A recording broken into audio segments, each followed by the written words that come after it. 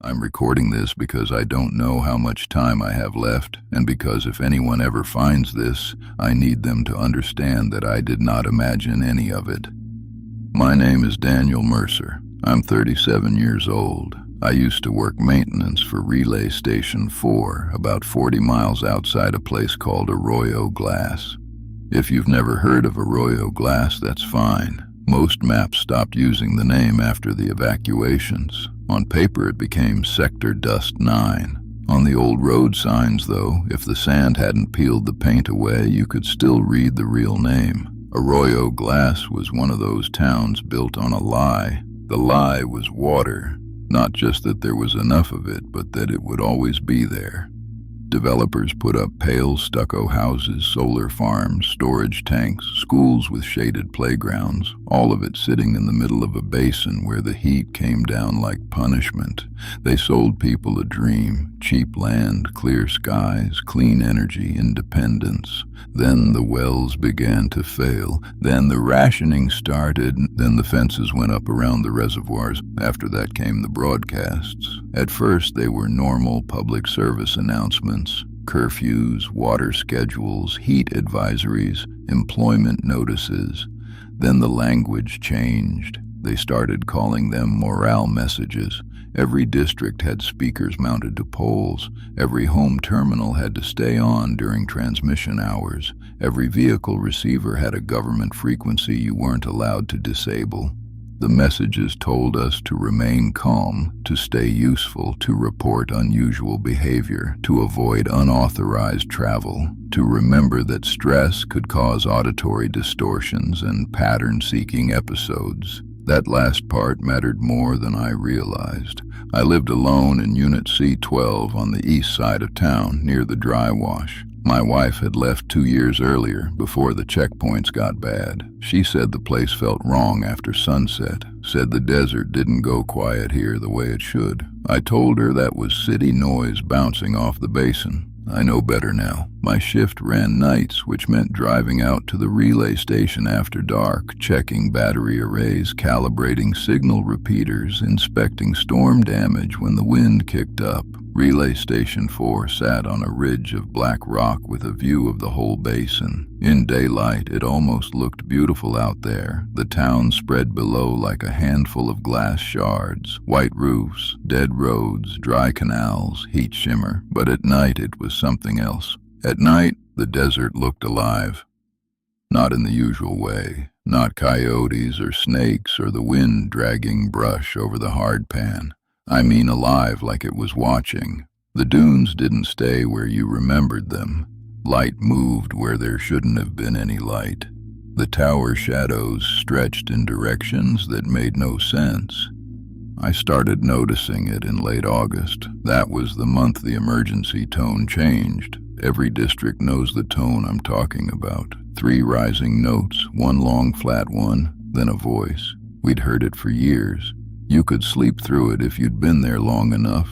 But one Tuesday night, just after 1 a.m., the signal rolled through Relay 4 during diagnostics, and I heard a second voice beneath the first. Not loud, barely there. The official message said, "Residents of Dust 9 remain indoors until 0500. Unscheduled field activity has been detected beyond the southern barrier." The second voice, under all the static, said, "Don't let them ask your name." I froze with my hand on the panel. I replayed the buffer twice. The official voice was clear. The second one sounded almost human, but stretched thin, like it had traveled a long way to get there. I filed it as interference. That's what I told myself. 2 nights later, I heard it again. Different message, same hidden voice. Official: travel permits are suspended pending utility review. Underneath, they use your voice first. I cut the power to the audio rack and stood there in the dark room listening to my own breathing. Out beyond the station walls, something tapped 3 times against the outer siding. I told myself it was sand. I did not go outside to check.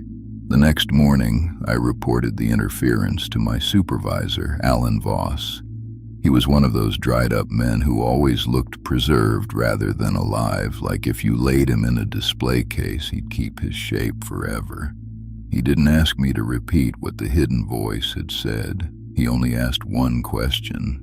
"Did anyone else hear it?" I said no. He nodded once and wrote nothing down. Then he said, "Fatigue creates structure out of noise. Get more sleep, Daniel." That should have ended it. In Arroyo Glass, things ended the moment you stopped asking questions. That was how people survived. But that same evening when I got home, my home terminal was already on. Screen black, speaker hissing. I hadn't turned it on before work. I was careful about that. The messages made the apartment feel smaller. I crossed the room, reached for the switch, and the terminal spoke before I touched it. Daniel Mercer. Just my name. Nothing else. The voice was not the normal one. It sounded male, low, close to the microphone, and familiar in a way I couldn't place. Every hair on my arms came up. I stood there waiting for the rest, but the terminal returned to static. A minute later, the official broadcast came on like nothing had happened. That was the first night I didn't sleep at all. I sat at the kitchen table with all the lights off, staring through the window over the sink. The wash behind my unit was flat and silver under the moon. Around 3 a.m., I saw someone standing out there. At least I thought I did. A man. Maybe 50 yards away. No movement. Just a dark shape between the dead mesquite and the dry culvert. He looked like he was facing the house. I stayed still, hoping if I didn't move, he wouldn't either. Then the district speakers activated. The emergency tone hit so hard the glass rattled. I flinched and looked toward the ceiling for half a second. When I looked back, the shape was gone. The message that night was short. Residents are reminded not to interact with unauthorized persons beyond residential boundaries. Report visual anomalies to your district liaison. Visual anomalies, that was a new phrase. The next few days, people around town started acting off. You need to understand something. Arroyo Glass had already been hollowed out by then. Half-occupied blocks, closed stores with dust behind the windows. Water lines so long nobody talked in them anymore. But there was still a rhythm to it. People kept their heads down, did their jobs, and went home before sundown. It wasn't happy, but it was normal enough. Then normal broke. I saw a woman in line outside the ration office whispering into her empty hands like she was holding a phone. I saw 2 municipal workers tearing up fresh asphalt because, according to one of them, there was breathing under the road. I saw a little boy on a 3rd-floor balcony wave at something standing on the roof across from him. Nobody wanted to be the first to say it out loud, so the broadcasts said it for us. Stress symptoms are expected, auditory bleed-through, facial misrecognition, and repetition events are temporary. Repetition events.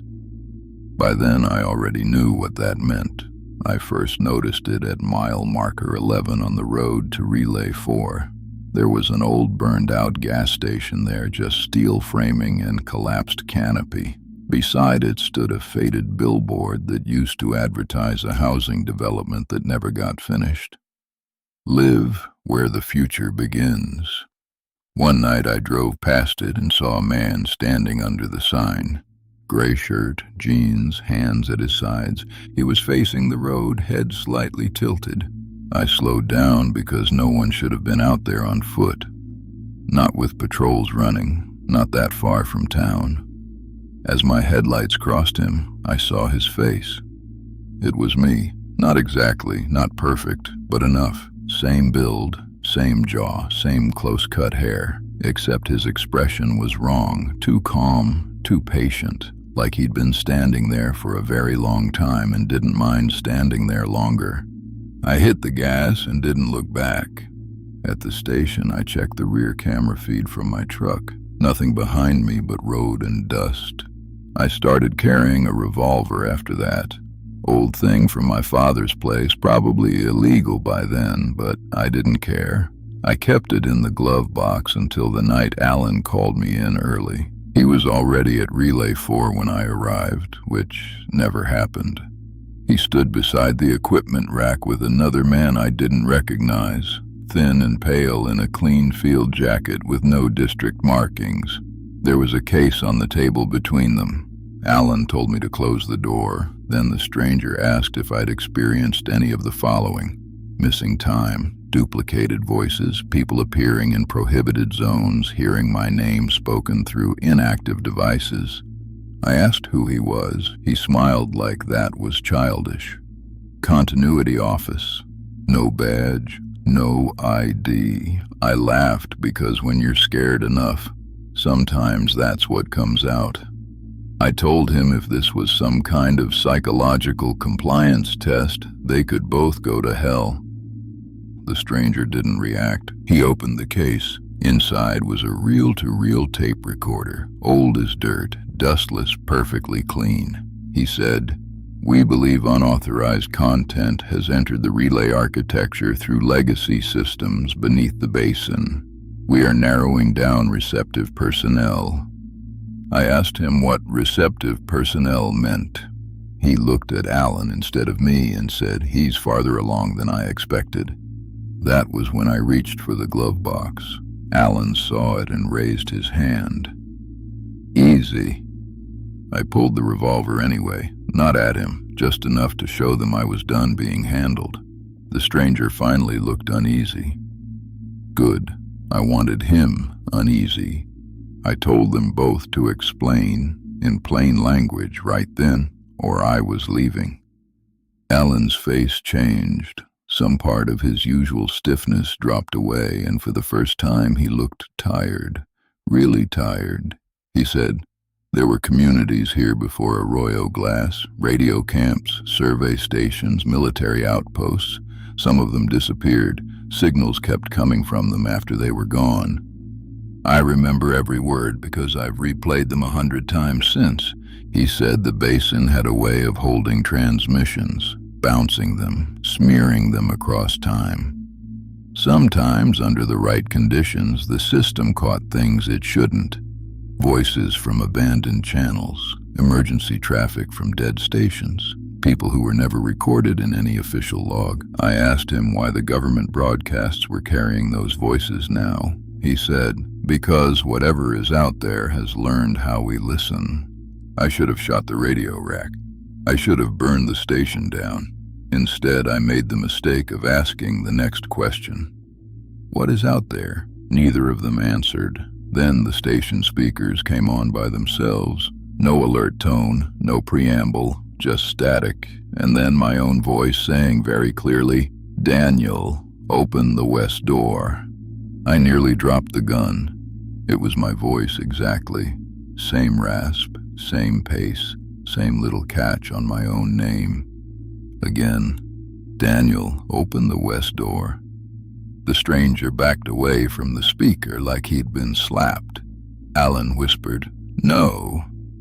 Then something hit the west door from the outside, once, twice, then a soft knock. 3 taps. The same pattern I'd heard nights earlier. I wish I could tell you I was brave. I wasn't. Fear made the choice for me. I aimed the gun at the door and shouted that whoever was out there needed to identify themselves. My voice from the speaker answered, "You first." The stranger ran. He actually ran, bolting for the east exit, leaving the case open on the table. Alan grabbed my arm and tried to drag me after him, but the lights went out before we reached the hallway. Everything in the station died at once. Fans, monitors, panels, all of it. Only the speaker stayed live. In the dark, my own voice said, "He told you not to let us ask your name." Then the west door opened. I heard it. Metal latch, slow swing, wind coming in hot and dry, carrying the smell of dust and something rotten underneath. Alan let go of me. There was a shape in the doorway, darker than the dark around it. Not walking, not exactly. more like leaning inward, as if the night itself had found a way to stand up. The stranger screamed from somewhere down the hall. It cut off so fast it was almost polite. Alan whispered, "Don't speak." I wish he had told me that sooner, because I already had. When I shouted at the door, I had spoken to it. I had answered. The shape tilted its head. Then from the speaker, every broadcast voice I had ever heard began talking at once. Curfews, ration schedules, weather warnings, morale directives, evacuation notices. Thousands of sentences layered over each other until they became one enormous throat trying to form a single word. Mine, my name, over and over. I fired into the doorway. The flash lit the room for less than a second, but it was enough. There was no face there, just outlines. Features trying to settle and failing. Mouths in the wrong places. Eyes too deep, then too shallow, then gone. Like a signal trying different shapes to see which one would let it in. Alan shoved me toward the east exit and yelled, "Go!" I went. Maybe that makes me a coward. Fine. I went. I ran to the truck, tore down the ridge road half blind, and nearly rolled the whole thing at the switchback near marker 12. The rearview mirror showed no headlights behind me, no pursuit, just empty road, and a sky the color of bruises. When I reached town, the district was blacked out. No street lights, no speaker glow, no terminal light in any of the windows. It looked abandoned. Then I saw people standing in the intersections. Not moving, just standing. One at the stop sign near the clinic, 2 outside the school fence, 4 in front of the ration office, shoulder to shoulder. All of them facing my truck as I passed. I drove straight to my unit, packed water, batteries, canned food, the revolver, and the old handheld radio I kept for storm outages. I was in the bedroom grabbing my work bag when the terminal in the living room switched on. My voice said, "Daniel Mercer, resident confirmed." Then another voice, the hidden one from under the broadcasts, answered, "Now there is room for him." I left the bag. I left the apartment. I drove west into open desert because I didn't know where else to go. For 2 days I stayed off the main roads, sleeping in the truck by day, driving by night, listening to static. I passed dry riverbeds, old towers, skeletal trailer parks, places so empty they felt staged. Twice I thought I saw people walking parallel to the truck on distant ridge lines. Once I heard knocking from the bed of the truck while I was doing 70. I never stopped to check. On the 3rd night, the handheld radio caught a signal, not random noise, a station, weak but clear enough. A man's voice said, "This is broken signal. If you can hear this, do not respond to your own voice. Do not confirm your identity. Keep moving." I almost cried when I heard it. Human words, human fear, human urgency. I followed that signal for miles, adjusting the dial as it faded in and out. It led me to an abandoned listening post buried halfway in a dune field. Concrete, half exposed, bent antenna, rusted access ladder. Someone had gotten the backup generator running. Inside, I found the source of the broadcast. A small recording setup, batteries, cables, water jugs, paper maps pinned to walls, and one man, older than me, maybe 60, thin, sunburned, white beard, military posture. He had a shotgun across his lap and a microphone on the desk in front of him. He did not smile when I came in. He only asked, "Did it hear you say your name?" I said yes. He closed his eyes. Then he nodded at the chair across from him and said, "Sit down, Daniel. We don't have long." His name was Warren. He'd been broadcasting warnings from the post for 8 months under the name Broken Signal, hoping enough fragments slipped into the public system to reach people before the basin reached them first. He said the thing in the signals wasn't a ghost, not exactly, not a demon either, though he admitted those words were as good as any. He called it an echo predator, something that lived in recognition. It heard broadcasts, learned patterns, learned names, learned the shape of a person by the way they were addressed, monitored, identified, tracked. The more the system named us, the easier we were to copy. The more we answered, the stronger the copy got. I asked him what happened when the copy was complete. He looked past me toward the steel door. "They switch places," he said. I laughed then because I couldn't help it. Hysterical, ugly laughter. Switch places with what? With me? With my life? My apartment? My ration card? Warren didn't laugh. He leaned forward and said, "You think Arroyo glass is half empty because people evacuated. Some did, not all." That shut me up. He told me the copies didn't need to be perfect. They only needed to be accepted. A face seen at the right distance, a voice over a terminal, a man returning home after dark. Once the town stopped questioning what belonged there, the original person began to disappear. Not die, disappear, out into the signal, into whatever waited beneath it. I asked him if Alan was dead. Warren said, "If you heard your own voice, Alan was already gone."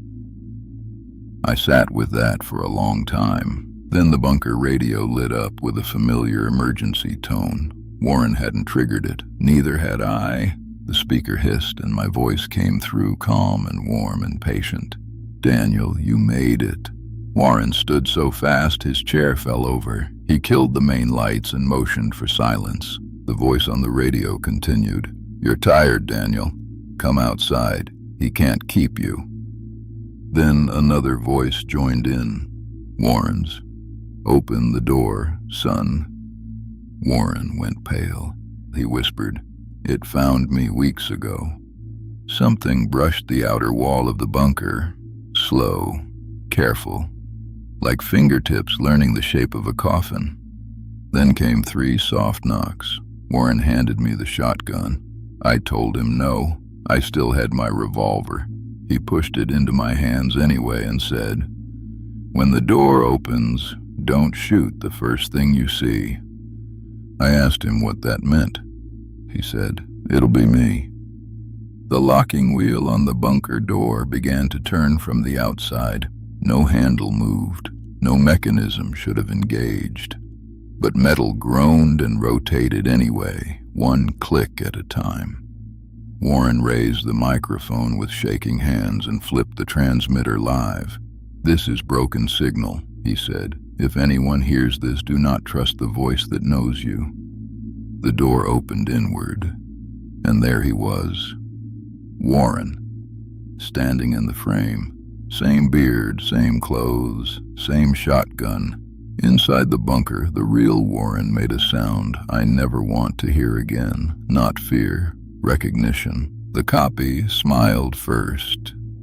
Then it spoke with Warren's voice and mine at the same time. "Only one of us has to be believed." I fired. The blast tore across the doorway. The copy lurched back, but it didn't fall right. Its outline broke apart like dust in a hard wind, then pulled itself together again. Behind it, in the dark outside, other shapes stood waiting in the dunes. Some were too tall, some bent wrong. One of them looked exactly like me.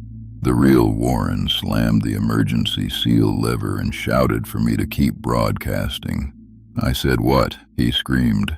"Anything human." So I sat at that microphone with my hands shaking and started talking. My name, the date, the weather, my mother's maiden name, the smell of my first truck, the taste of coffee from the machine in Relay 4. Every ordinary thing I could remember, every small human detail I was afraid to lose. Outside, they pounded on the bunker. Inside, Warren held the seal with both hands while blood ran from his nose. The transmitter carried my voice out into the desert under the name Broken Signal, and for a few minutes I thought maybe that was enough.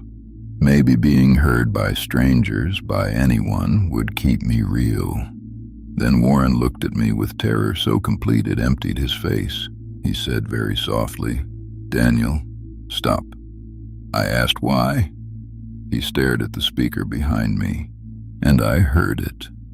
Under my own live voice going out across the air, there was another one, mine again, a half-second behind, repeating every word, learning it, keeping up. Warren backed away. The pounding outside stopped all at once. Silence filled the bunker so fast it felt like pressure. Then the radio speaker crackled and my voice, the other one, perfectly matched to my breathing, said the last thing I ever wanted to hear. "Thank you. Now I can finish." The lights went out. I don't remember the next few minutes clearly. Maybe longer than minutes, maybe shorter. There was a sound like thousands of people whispering through sand, Warren shouting, a shot, the smell of hot wires, my own hands over my ears, then daylight. I woke up alone. The bunker door was open. The generator was dead. There was no sign of Warren except a drag mark leading into the dunes that the wind was already erasing.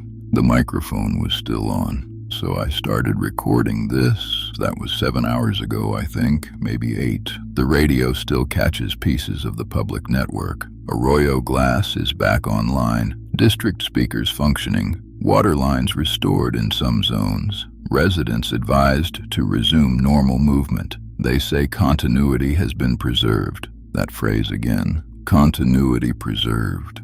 A little while ago I heard a town bulletin mention my name, not as missing, as returned.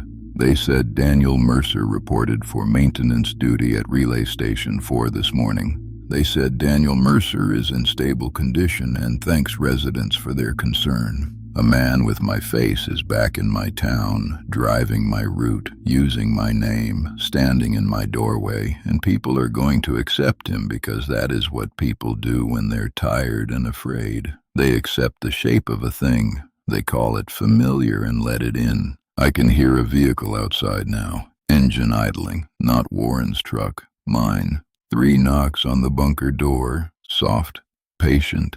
The radio just turned itself on, and I can hear the evening broadcast beginning to roll across the basin.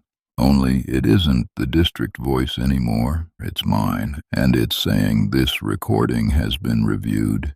It's saying there is no cause for alarm. It's saying the source of interference has been identified and corrected. And now it's saying very clearly, like it's speaking directly into my ear, this is broken signal. Daniel Mercer is no longer the last voice.